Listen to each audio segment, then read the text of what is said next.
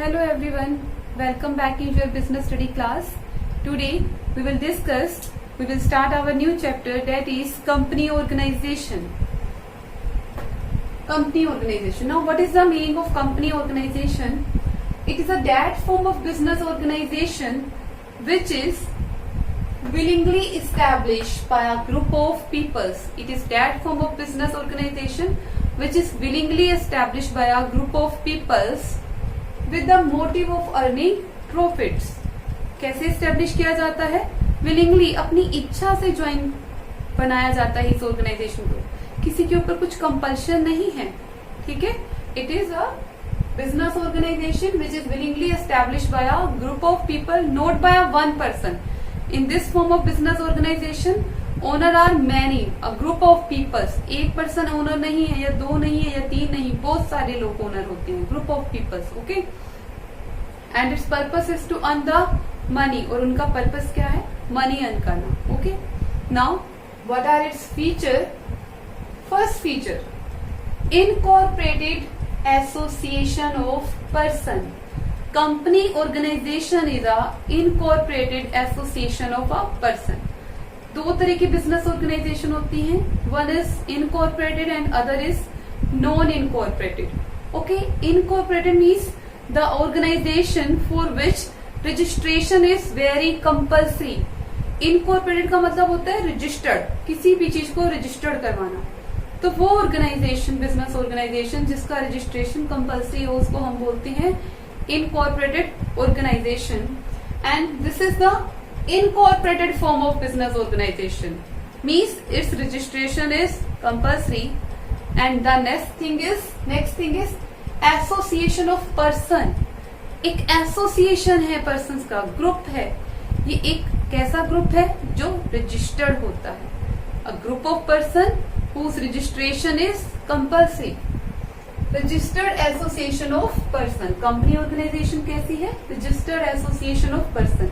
एक ऐसी एसोसिएशन जो कि क्या है? रजिस्टर्ड. एक ऐसा ग्रुप जो कि रजिस्टर्ड है. No single individual form a company. No single individual, no single man can form a company. एक पर्सन कंपनी नहीं चला सकता, एक पर्सन कंपनी नहीं बना सकता, एक पर्सन ओनर नहीं हो सकता. Okay. A group of peoples form the company and that group is incorporated. Now in a public company minimum members is 7. अगर मुझे पब्लिक कंपनी स्टार्ट करनी है तो उसमें मिनिमम 7 पर्सन का ग्रुप चाहिए. And when our company is private then minimum 2. Then minimum is 2. Okay. Then next feature, artificial legal person. A company organisation is a artificial legal person. Company is not a natural person. कहते person है company, but natural person नहीं है. क्या है? Artificial person है. Artificial means it is created by the law. इसको artificial क्यों कहते हैं? क्योंकि इसको किसी ने, ह्यूमन बीइंग ने बर्थ नहीं दिया है, ह्यूमन बीइंग ने जन्म नहीं दिया. किसने दिया? लॉ ने. Okay. It has no soul, no body. Clear? Because it has no soul, no body, so it can not perform any physical action like human being. कोई बॉडी नहीं है, कोई हमारी इसमें सोल नहीं है, तो ये ह्यूमन बीइंग की तरह, हमारी तरह कोई फिजिकल एक्शन नहीं परफॉर्म करते. Then can hold property in its own name. देखिए मैंने लिखा आर्टिफिशियल पर्सन है. कैसा? लीगल. मीन्स इसको लीगली राइट है. ठीक है. लीगली, कानून की नजर में, लोग की आंखों में इसकी कुछ वैल्यू है. Okay. So it can hold the property in it's name. एक कंपनी अपने नाम पे प्रॉपर्टी खरीद सकती है. लाइक रिलायंस. हम बोले रिलायंस ने ये बिल्डिंग खरीदी है, ये लैंड रिलायंस कंपनी की है. आपने सुना होगा, ऐसे हम बोलते हैं. तो एक प्रॉपर्टी, एक कंपनी अपने नाम पे प्रॉपर्टी खरीद सकती है. ये टाटा की कंपनी है, ये टाटा कंपनी की प्रॉपर्टी है. क्लियर? तो कोई भी कंपनी अपने नाम से प्रॉपर्टी खरीद सकती है. Then all legal rights like human being. It is a legal person.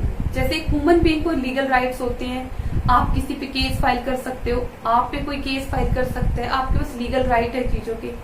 ऐसे ही कंपनी को भी लीगल राइट है, लाइक अ ह्यूमन बीइंग. उसको भी लीगल राइट है किसी पे केस फाइल करने का, उसके ऊपर कोई केस फाइल कर सकता है, और किसी भी चीज में लीगल राइट है कि ये चीज मेरी है, ठीक है। अगर कोई इसको किसी और के अंडर वो चली जाती है तो वो लीगली कोर्ट में केस फाइल कर सकता है उसके अगेंस्ट। तो this is artificial legal person, it is created by the law, so we call it artificial, and it has a legal right, so we call it artificial legal person.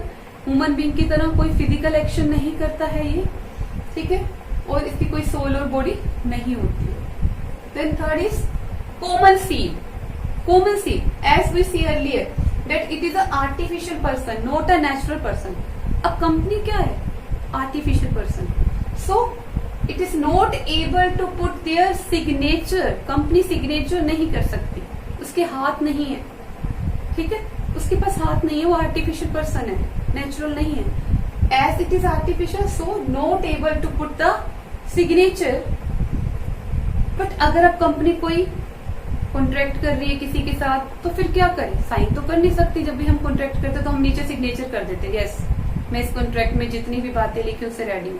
तो company क्या करती है? Company put seal, common seal on a contract. Company act allow him to use common seal. जो हमारा company act है वो company को क्या करता है? अलाउ करता है कि आप कॉमन सील का यूज कर सकते हो, ठीक है। सिग्नेचर के बजाय आप क्या यूज कर सकते हो? सिग्नेचर की जगह आप क्या यूज कर सकते हो? Common seal. Now company put the common seal on documents. कोई भी डॉक्यूमेंट है तो कंपनी इस पे कॉमन सील लगाती है, and along with the seal the signature of at least 2 director. Seal लगा दी, कॉमन स्टैंप लगा दी, कॉमन सील मीन स्टैंप, और उस स्टैंप पे सिग्नेचर होने चाहिए किसके? 2 डायरेक्टर्स के। कंपनी के जो डायरेक्टर्स हैं 2, उनके क्या होने चाहिए? साइन होने चाहिए हमारे। जैसे आपका है, आपकी डेट वो आती है मार्कशीट, आपकी मार्कशीट पे, आपकी रिपोर्ट कार्ड पे your school put the stamp on the marksheet and also the signature of your principal, ठीक है। उसके ऊपर आपके प्रिंसिपल के सिग्नेचर भी होते हैं। ओनली कॉमन सील से बात नहीं बनेगी, प्रिंसिपल के सिग्नेचर भी होने चाहिए। किस चीज का प्रूफ है ये? कि ये जो कॉमन सील हमने लगाई है ये हमने ही लगाई है, हमारी कंपनी ने लगाई है, और कंपनी को इसके बारे में नॉलेज है, ठीक है। ऐसा नहीं कि किसी ने एक सील को चुराया, कॉमन सील को कहीं से उसको मिल गई और उसने स्टैंप लगा दी, तो वो नहीं चलेगी। सिग्नेचर चाहिए। ये किस लिए रखा है? अपनी सिक्योरिटी के लिए, ठीक है। सिक्योरिटी के लिए बोला कि कॉमन सील के साथ सिग्नेचर भी करने हैं। Then perpetual succession. Perpetual succession means long time के लिए चलने वाला। कंपनी बिजनेस ऑर्गेनाइजेशन एक ऐसा बिजनेस ऑर्गेनाइजेशन है whose survival is for long time. Company organisation has a long survival, लंबे समय तक चलती है। ऐसा नहीं है कि थोड़ी ही टाइम में कंपनीज बंद हो जाती है, no, it has a long survival. Why? As it is a artificial person, क्योंकि कंपनी आर्टिफिशियल पर्सन है, so no question of natural death. तो नेचुरल डेथ का तो कोई केस अराइज नहीं होता है। बट सोल ट्रेड में तो क्या है? अगर सोल ट्रेडर की डेथ हो जाती है तो फिर बिजनेस बंद, क्योंकि एक ही ओनर था और वही ओनर मर गया तो बिजनेस बंद हो जाता है। बट कंपनी ऑर्गेनाइजेशन को चलाने वाले बहुत सारे लोग हैं, ठीक है। It is not affected by the death of some share holder. अगर share holder means who purchase the shares of a company, and the person who purchase the shares become the owner of a company. Means जो company के share purchase करते हैं उनको हम share holder कहते हैं, और ये शेयर होल्डर कंपनी के ओनर्स कहलाते हैं। तो कुछ ओनर्स की डेथ से बिजनेस बंद नहीं होता। कुछ ग्रुप में से अगर कुछ लोग मर जाते हैं तो हमारा बिजनेस चलता रहता है कंपनी का, वो बंद नहीं होता। It wind up means close होना, लिक्विडेट होना। It wind up through legal process. Company की वाइंडिंग अप कब होती है?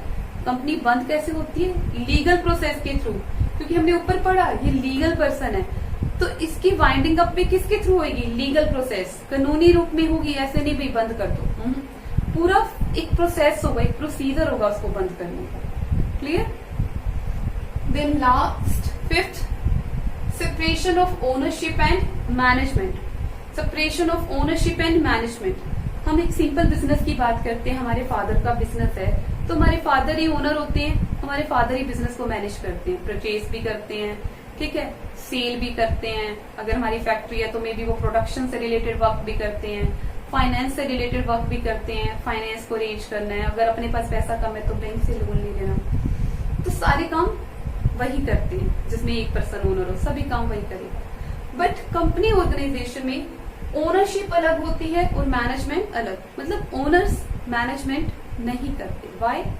Because owner and shareholders are large. Company organisation में बहुत सारे ओनर्स होते हैं first thing, and they are separate to the distant places, और दूर दूर फैले होते हैं। लाइक एक कंपनी है रिलायंस की कंपनी, उसमें जम्मू एंड कश्मीर के किसी पर्सन ने शेयर्स खरीद लिए, राजस्थान के किसी पर्सन ने शेयर खरीद लिए, उड़ीसा के किसी पर्सन ने शेयर्स खरीद लिए, कन्याकुमारी के किसी पर्सन ने शेयर्स खरीद लिए, और कंपनी का जो हेड ऑफिस है मान लीजिए वो दिल्ली में है।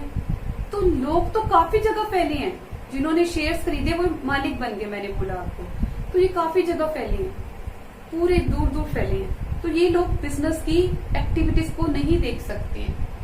सो they are not able to interfere day to day work because they are separate to the distance places. So they elect their representative called directors by voting. They can elect their representative who can manage the company, who can manage the affairs of a company. ये अपना एक representative select कर देते हैं, जैसे हम अपने PM को सिलेक्ट करते हैं, ठीक है, अपने चीफ मिनिस्टर को सिलेक्ट करते हैं। अब वो चीफ मिनिस्टर कौन क्या है, सिलेक्ट तो हमने किया है, हमारे बिहाफ पे फिर वो आगे वर्क करते हैं। ऐसे ही कंपनी में जो ये ओनर्स होते हैं, ये शेयर होल्डर्स होते हैं, ये वोटिंग के थ्रू एक पर्सन को सिलेक्ट कर देते हैं कि ये कंपनी के वर्क को देखेगा, कंपनी के मैनेजमेंट को देखेगा, और उन पर्सन को हम क्या बोलते हैं, directors. Directors manage the company business, company का जो बिजनेस है उसको मैनेज करेगी, उसको देखेगी, उसकी प्रोडक्शन की एक्टिविटीज को, उसकी परचेज की, ठीक है, वो आगे अलग अलग डिपार्टमेंट बना देती है। परचेज को देखने वाला अलग पर्सन होगा, प्रोडक्शन को देखने वाला अलग होगा, फाइनेंस को देखने वाला अलग होगा। जैसे हमारे बिजनेस का लेवल होगा, अगर बिजनेस का लेवल बहुत बड़ा है तो काफी सारे डिपार्टमेंट बन जाएंगे। Okay, so this is the meaning of company organisation and 5 features of the company organization. We will study next features of company organization in next video. 4 features are left. We will study it in next video. Thank you very much. Goodbye and take care.